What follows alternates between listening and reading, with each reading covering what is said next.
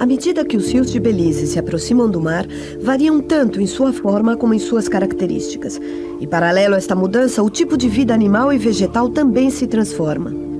Na última etapa da sua viagem, a água passa por pântanos e lagoas, até que finalmente chega ao mar.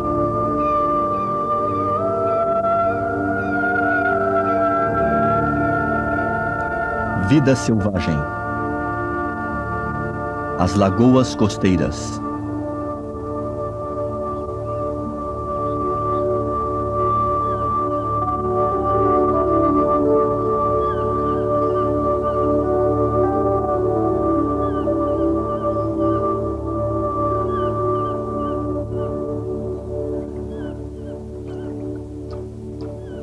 Estas lagoas de água doce se estendem por vários quilômetros ao longo da costa.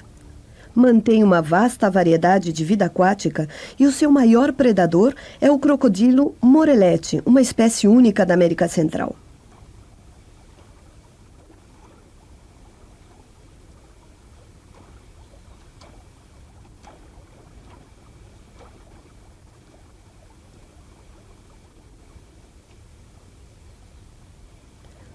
O jaguarundi, um dos felinos menos conhecidos da América Central, aproxima-se cuidadosamente da água. É também chamado gato-lontra, mais por sua aparência que por suas habilidades nadadoras.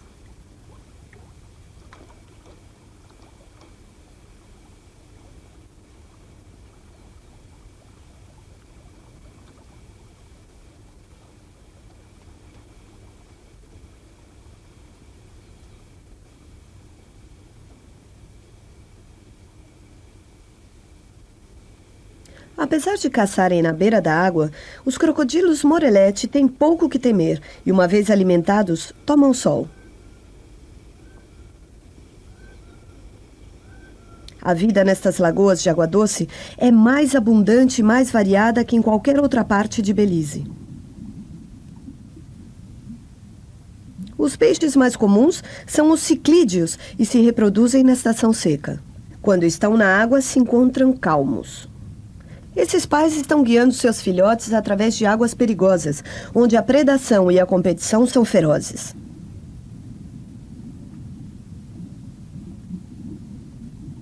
O mais raro dos ciclídeos é o petínia. Cerca de 1 em cada 1000 é do tipo vermelho dourado e estes são normalmente os dominantes nas disputas territoriais.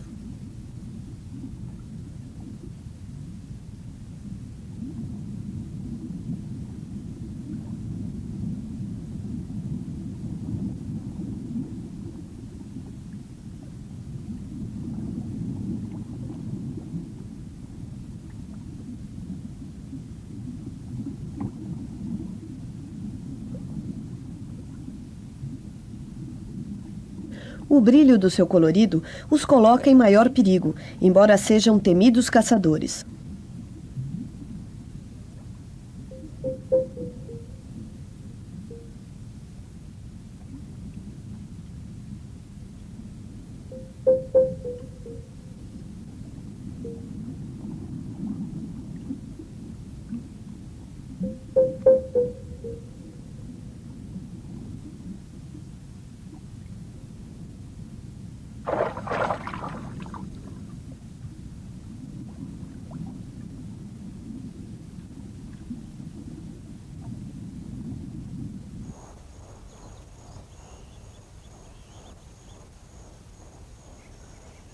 Nos pântanos, a estação seca traz uma quantidade muito grande de flores, principalmente de flores eritrina, que sempre aparecem ao mesmo tempo.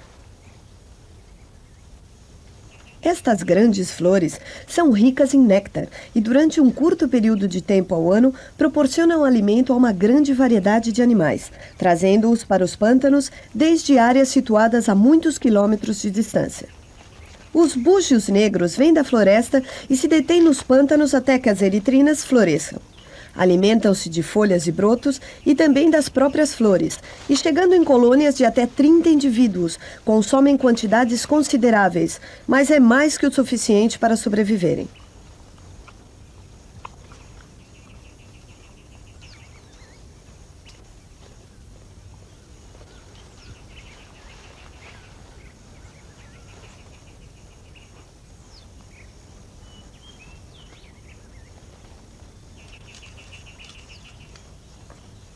Por contraste, os coatis normalmente não destroem as flores, pois apenas bebem o seu néctar.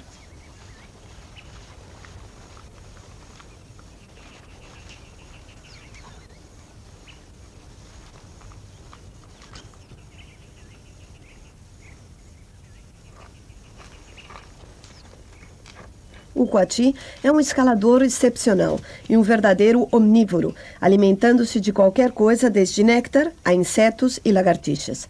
Possui um olfato altamente desenvolvido e tem um importante papel na caça, além de outras utilidades.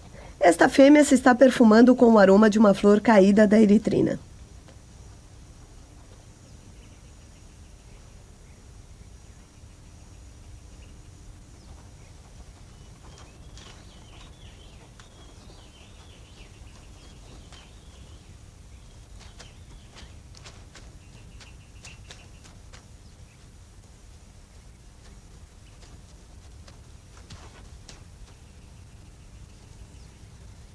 Captou o cheiro de alguma coisa debaixo da terra e a desenterra com suas longas unhas.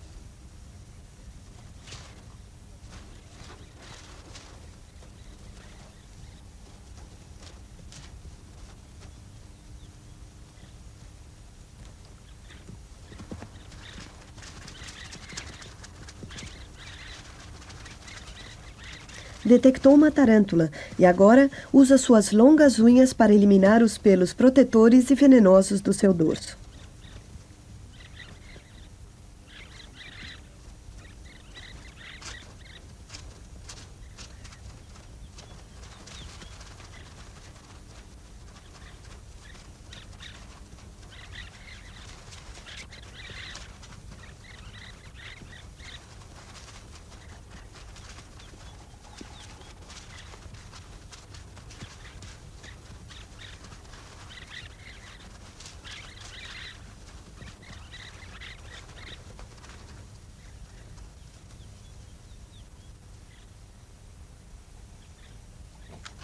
Alimenta-se somente depois de retirar todos os pelos da aranha, sem matá-la.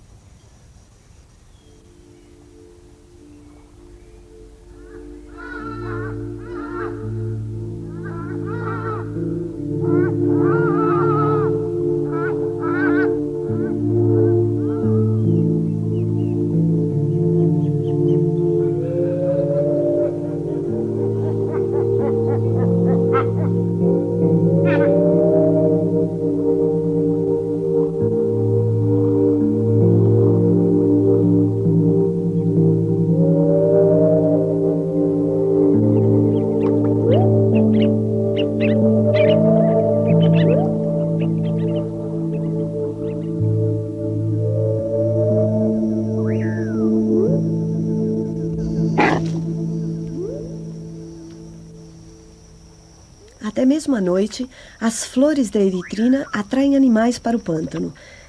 Esta é a paca, um grande roedor noturno da floresta. O macho tem uma cavidade ressonante na garganta que produz um ruído estranho e ameaçador.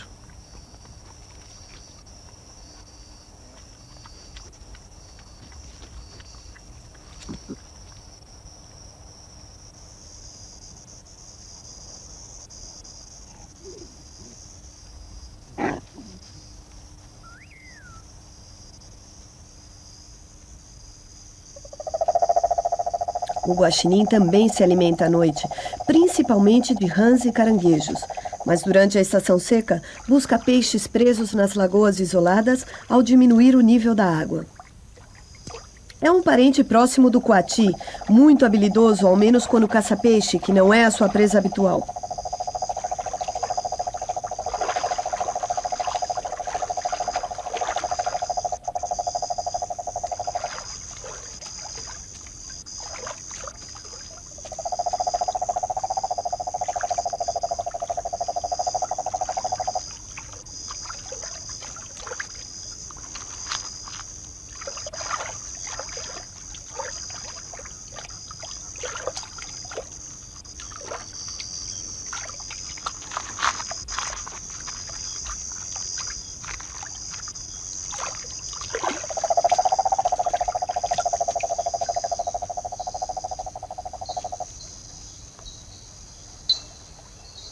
Os peixes presos nas lagoas também atraem outros predadores.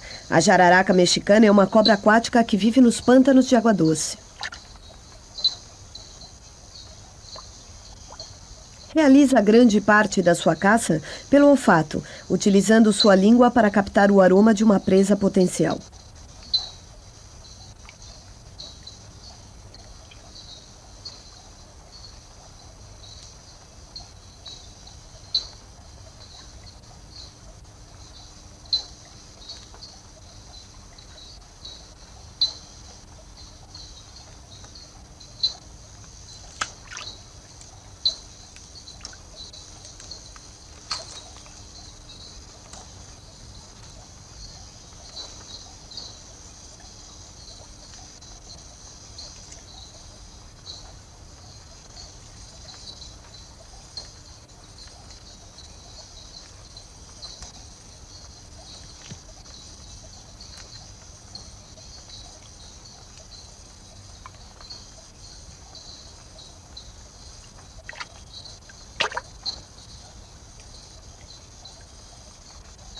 Depois de se alimentar, realinha suas mandíbulas.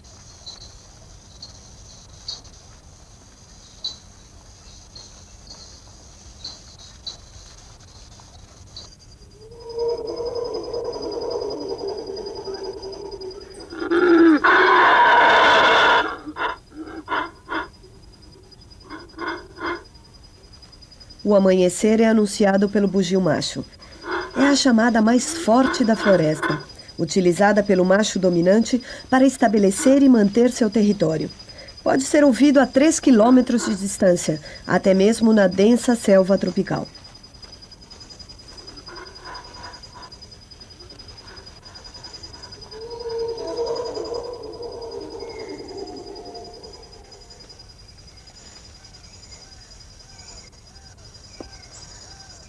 Uma coati fêmea e o seu filhote se acariciam e brincam antes de começar o dia.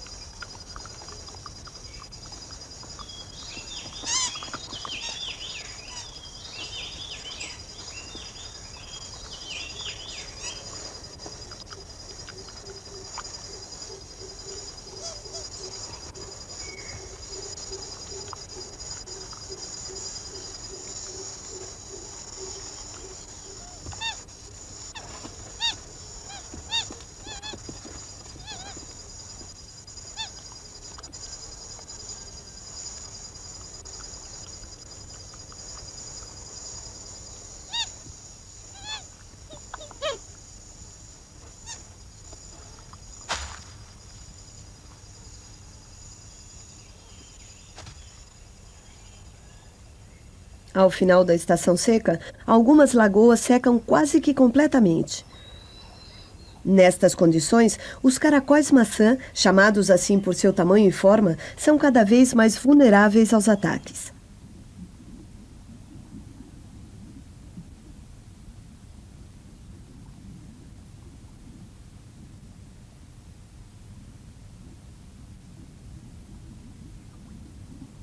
A concha é extremamente dura, mas não pode competir com as poderosas mandíbulas de um cágado adulto.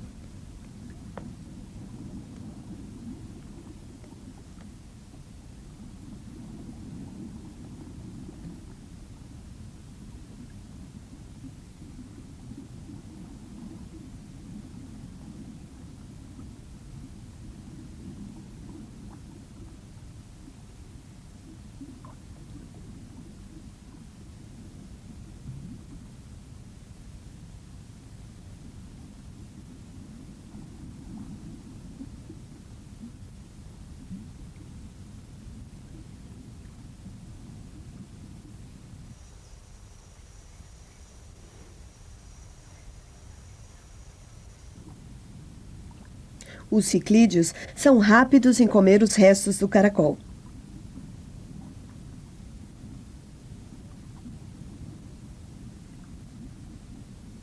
Ainda que não o faça de maneira eficiente.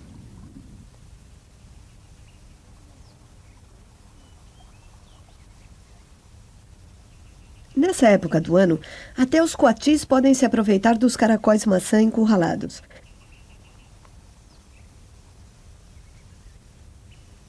Suas mandíbulas podem quebrar as resistentes conchas, embora nem sempre na primeira tentativa.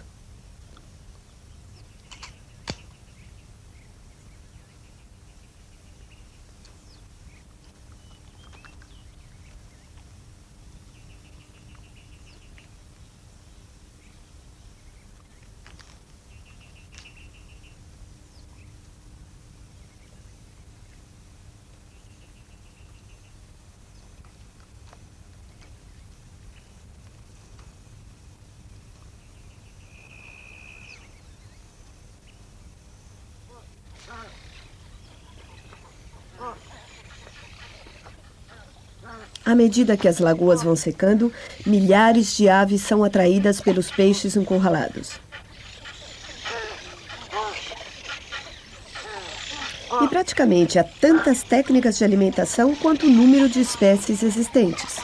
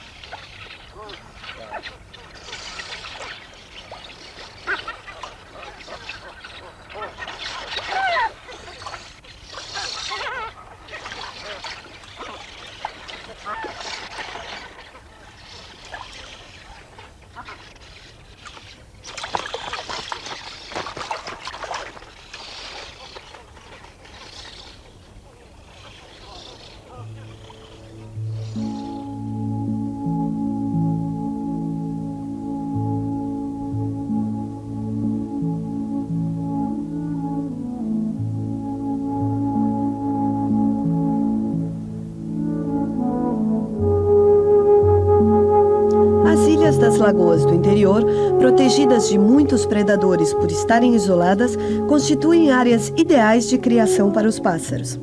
A maior parte da reprodução tem lugar na estação seca, quando a comida é abundante e a vida é fácil.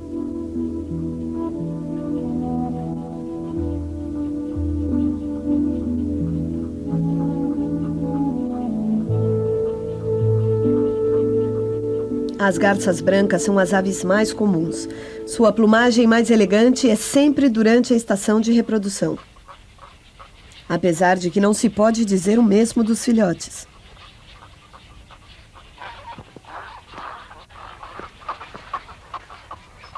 Alimentar os jovens é uma ocupação a tempo integral, especialmente para uma ave adulta com 2 filhotes mais crescidos.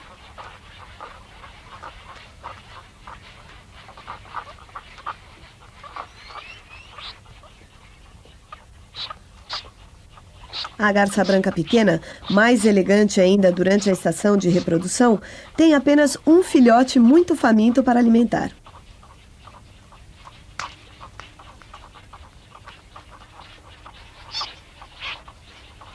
E apesar do seu tamanho, é capaz de engolir uma grande quantidade de peixes.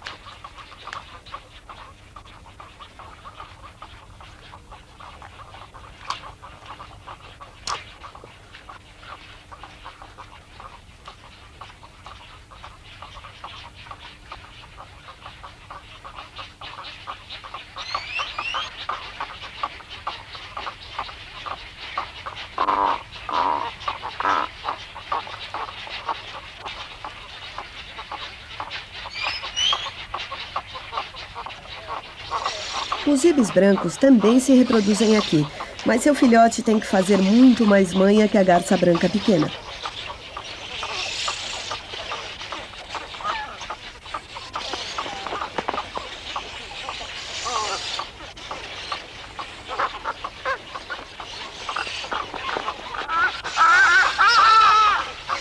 Este craque, o carniceiro, roubará filhotes de pássaros e atacará ovos desguarnecidos se tiver a oportunidade.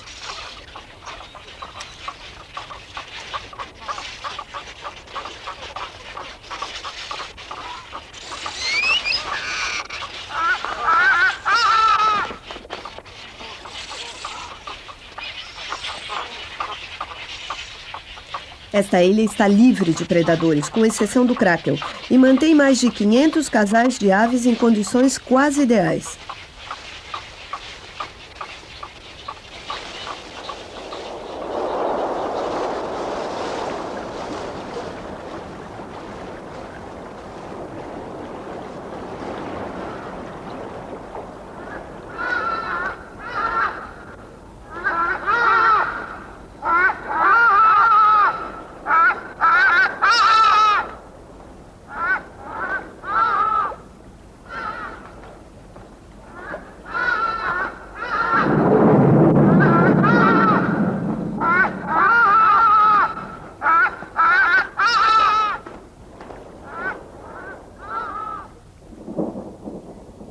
Depois de 4 meses de estação seca, as chuvas voltam e, como sempre, as cachoeiras estão mais cheias que no começo, levando uma grande quantidade de sedimentos cheios de nutrientes para as lagoas.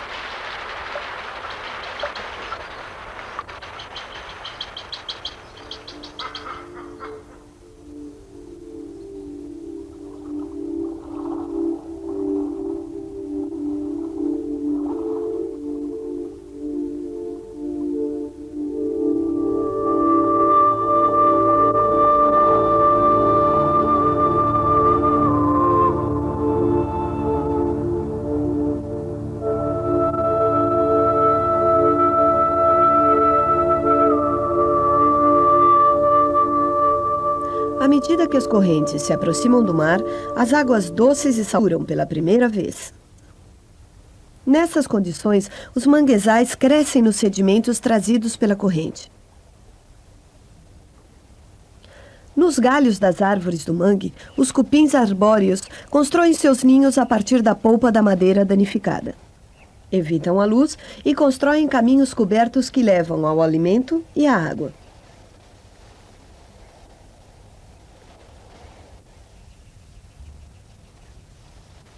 Trabalhar no escuro não representa problema. Os cupins são cegos. Os operários seguem traços químicos que levam à fonte de alimentos, materiais de construção e áreas danificadas do ninho.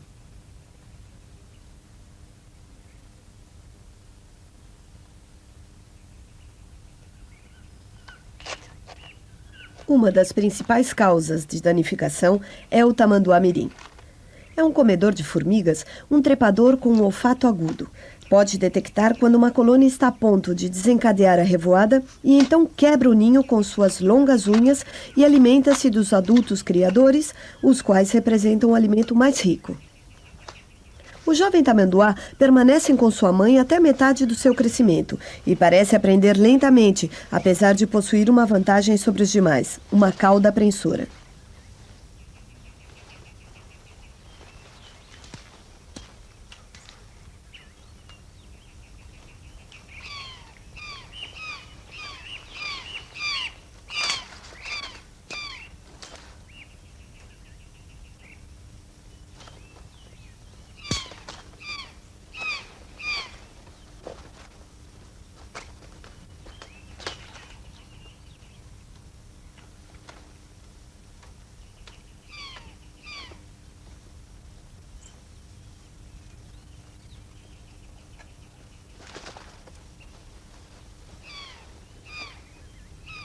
Quando aparecem alguns cupins soldados, o tamanduá se afasta e continua alimentando-se das operárias das raízes ocas.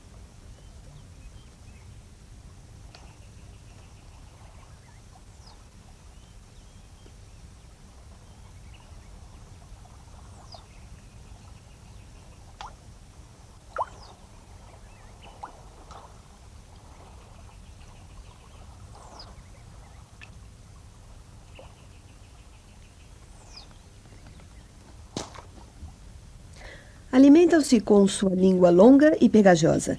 Os soldados têm um focinho especialmente desenvolvido através do qual disparam uma solução irritante nos seus predadores.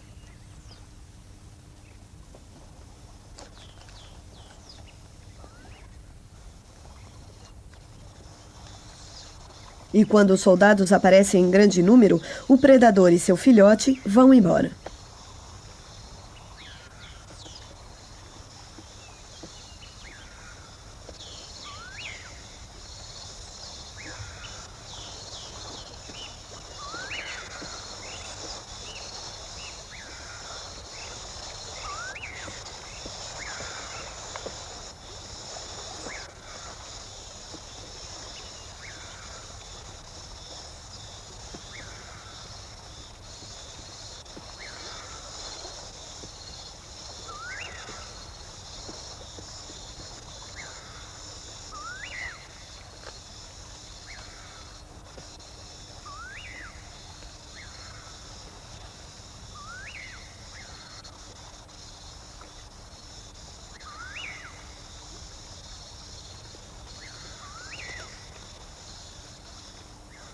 Os concertos dos ninhos começam imediatamente com a máxima rapidez.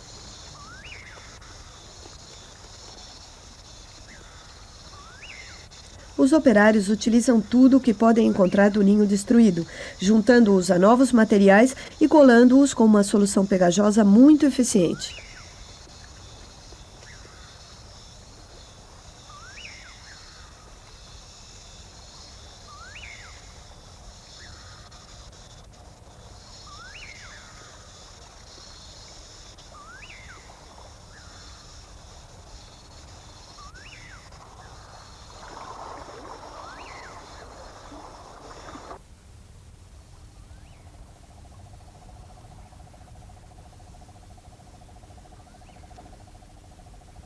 Com a chegada das chuvas, a enguia da maré sai do seu estado semidormente sob a terra.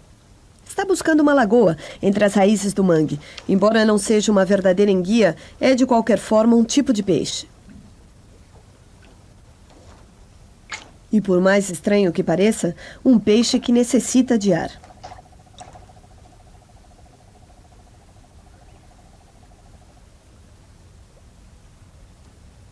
O guaxinim ainda está buscando peixe nas lagoas semissecas, embora esteja disposto a comer a enguia da maré se puder pegá-la.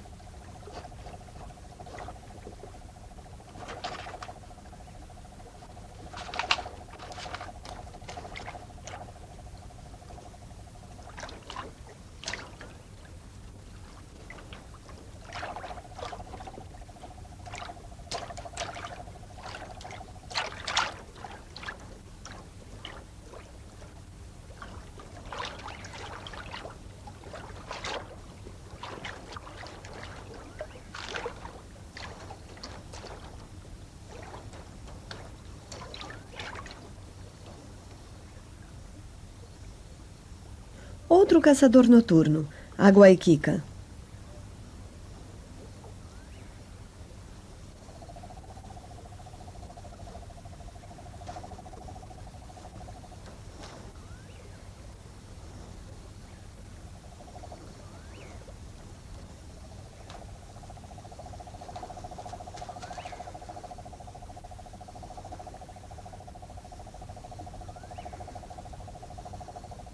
Alimenta-se principalmente de insetos que encontra nas raízes do mangue, especialmente baratas da floresta.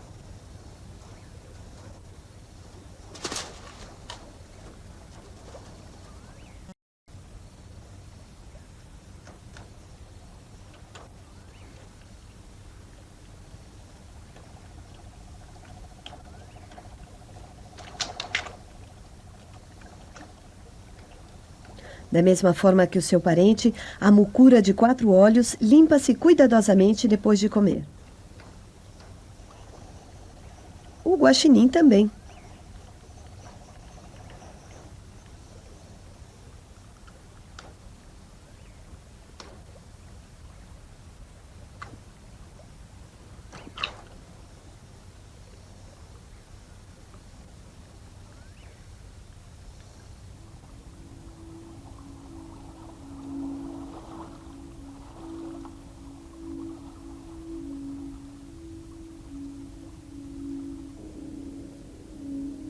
Descansando no fundo da lagoa, o manati.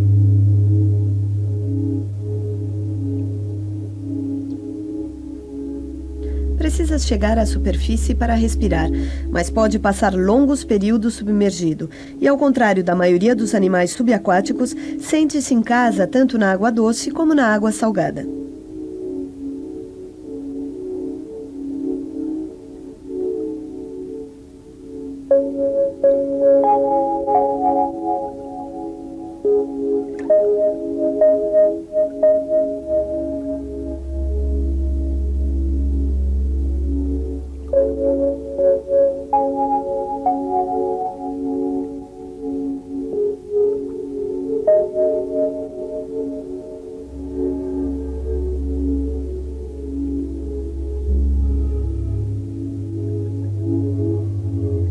Embora sejam geralmente solitários, quando encontram outro de sua espécie, são muito afetuosos.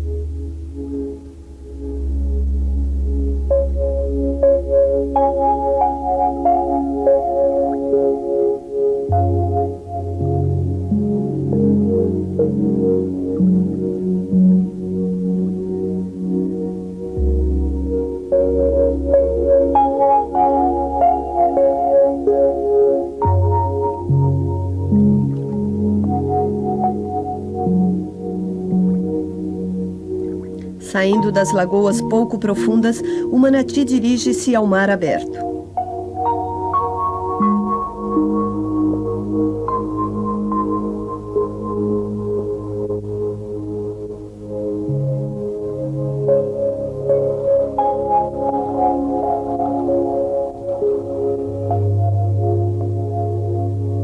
Na água salgada, o capim de tartaruga proporciona a principal alimentação do manati. O capim também serve de filtro, impedindo que os sedimentos penetrem nos recifes e destruam os corais.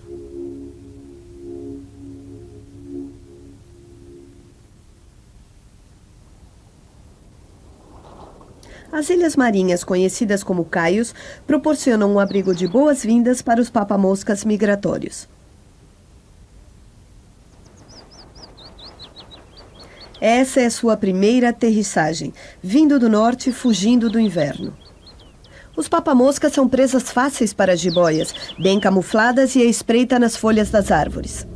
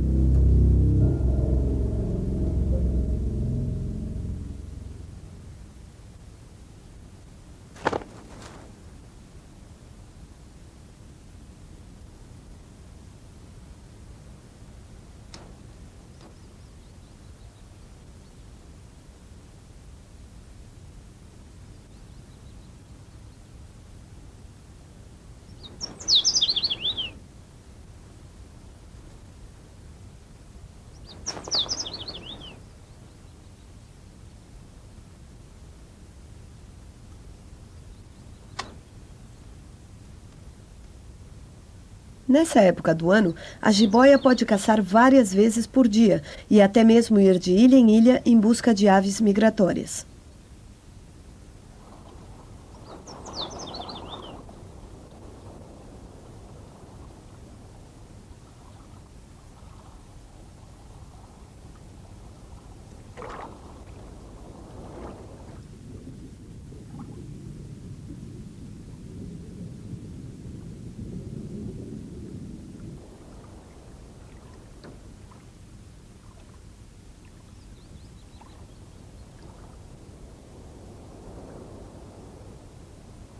À medida que as raízes do mangue se expandem na água, retém cada vez mais sedimentos e a ilha cresce lentamente. Sob a superfície, as raízes estão fortemente incrustadas junto às anêmonas pálidas e outras variedades similares de organismos que a água filtra sua passagem. Com o movimento da água, se produz um crescimento abundante. Isto proporciona um rico campo de criação protegido para milhões de peixes, tanto das lagoas como dos recifes de coral.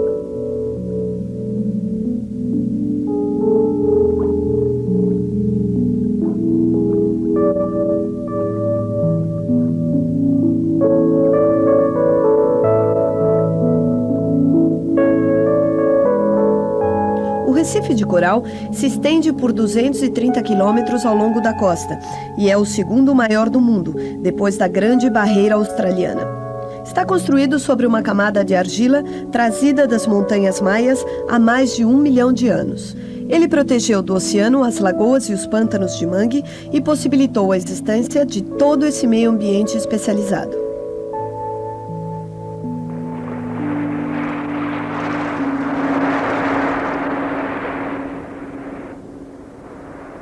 Mais além, os recifes e os caios proporcionam áreas seguras de criação para as aves caribenhas. Esse abriga mais de 4.000 atobás de patas vermelhas. Este casal se está cortejando.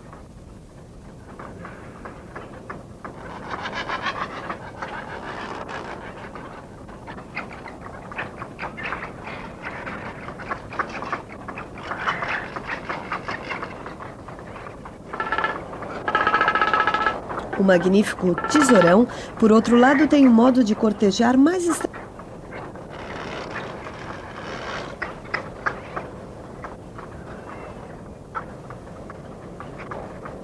Os atobás adultos se relacionam afetuosamente e constroem juntos o ninho.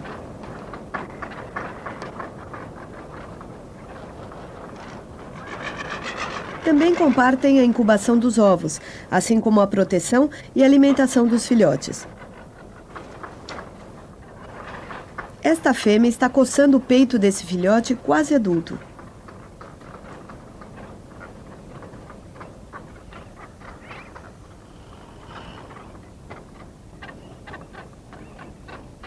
Os atobás percorrem grandes distâncias em busca de comida e pescam em alto mar, o que trará problemas para os filhotes ao começarem a pescar por conta própria.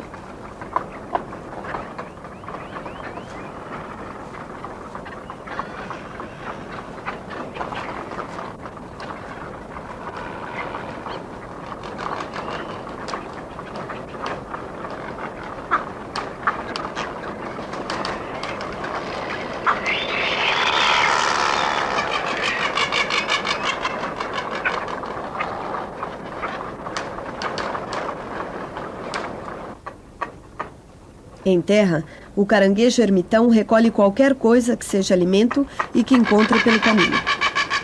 Com as milhares de aves nas árvores, há muitos desperdícios para os carniceiros. Para o caranguejo ermitão, que se alimenta de quase tudo, até dos excrementos dos pássaros, é como um banquete.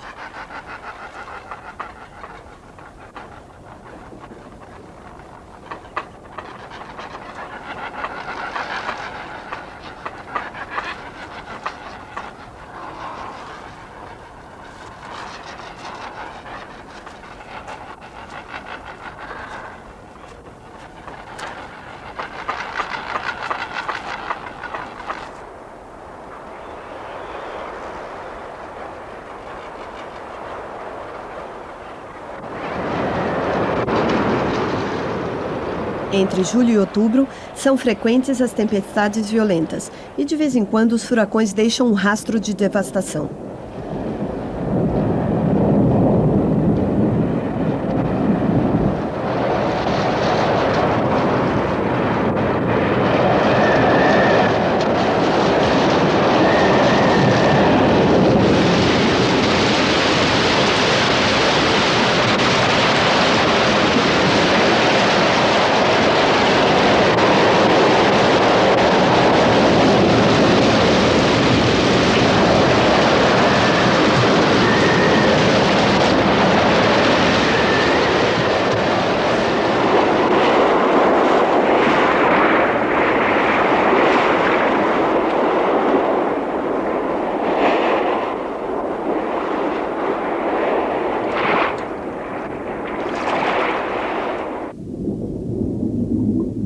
Sob a superfície, a tempestade criou zonas de escombros.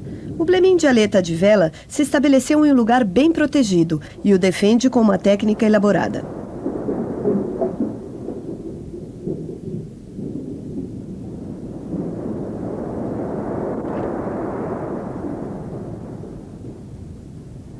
Esse é um blemin, em posição defensiva. Defende ferozmente seu território e tem a habilidade de se camuflar, mudando de cor, mimetizando com seu meio.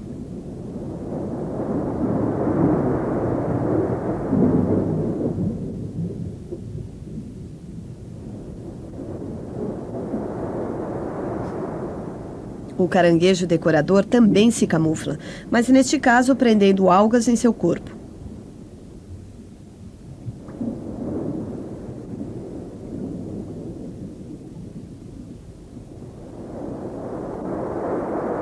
O grande caranguejo decorador leva essa ideia até mais longe. Carrega anêmonas do mar vivas sobre suas costas. Primeiro precisa encontrar um sócio que esteja de acordo e aproxima-se tocando suavemente na base do parceiro escolhido. Então, a anêmona se solta do coral e, depois de limpar cuidadosamente o dorso do caranguejo, se coloca sobre ele.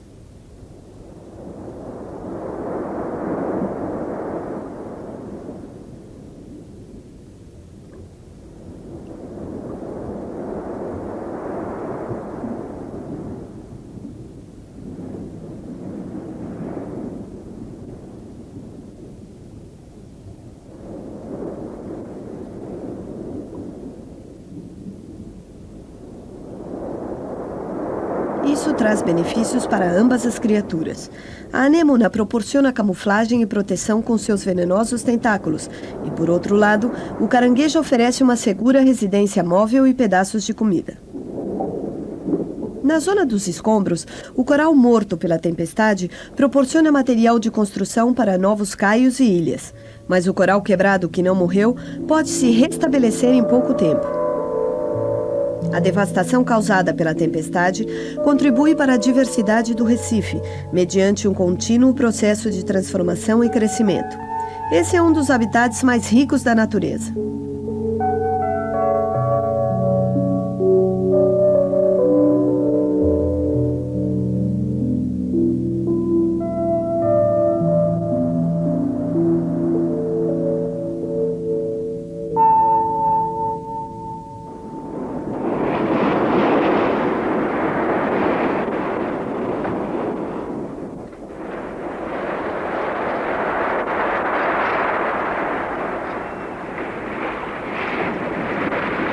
A riqueza da vida marinha e o constante movimento do oceano produzem e mantêm oportunistas e carniceiros em grande quantidade.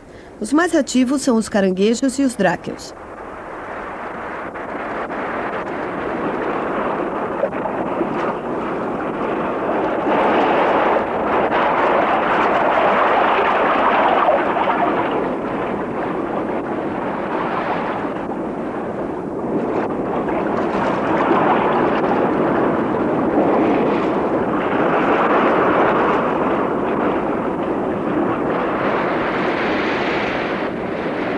O tesourão, graças ao seu excepcional controle no ar, leva o oportunismo mais longe. É capaz de se alimentar como qualquer pássaro do Caribe, atacando com precisão de qualquer altura.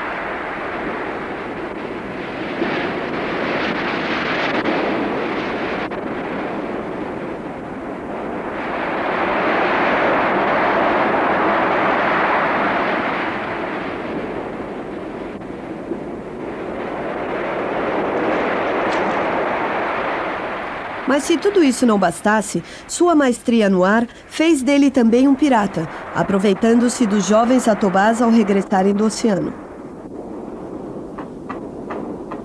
Nas ilhas, os atobás estão aprendendo a voar.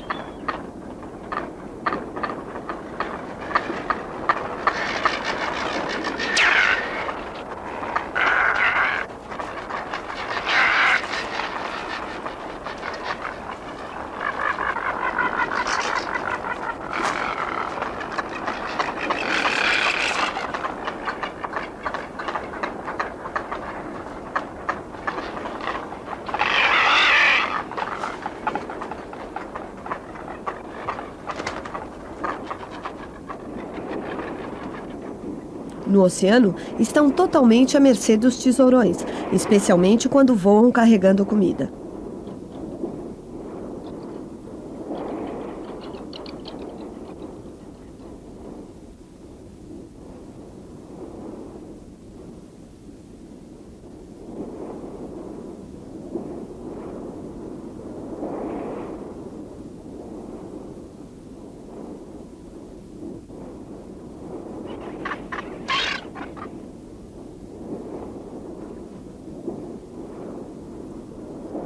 Os tesourões perseguirão os atobás até que finalmente estes vomitem suas presas. Os pássaros mais jovens ainda não aprenderam a render-se rapidamente e pagam um alto preço por isso.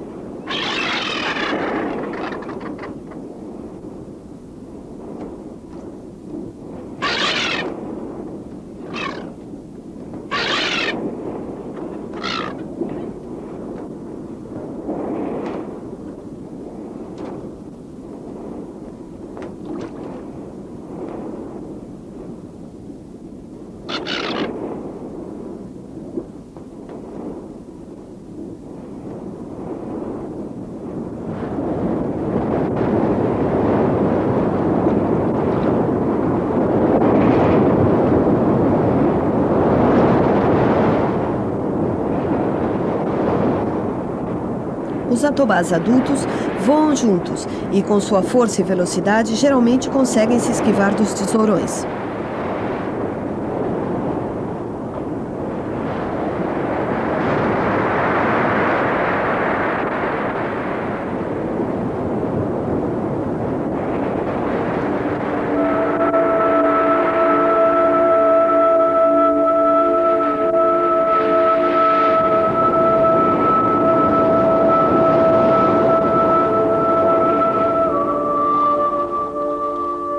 O ciclo da água está completo. Seguimos o caminho das águas do oceano até os picos das montanhas e dali novamente ao oceano. Um ciclo interminável de água em movimento que forjou a paisagem e manteve todas as formas de vida ali existentes pelos últimos 2 milhões de anos.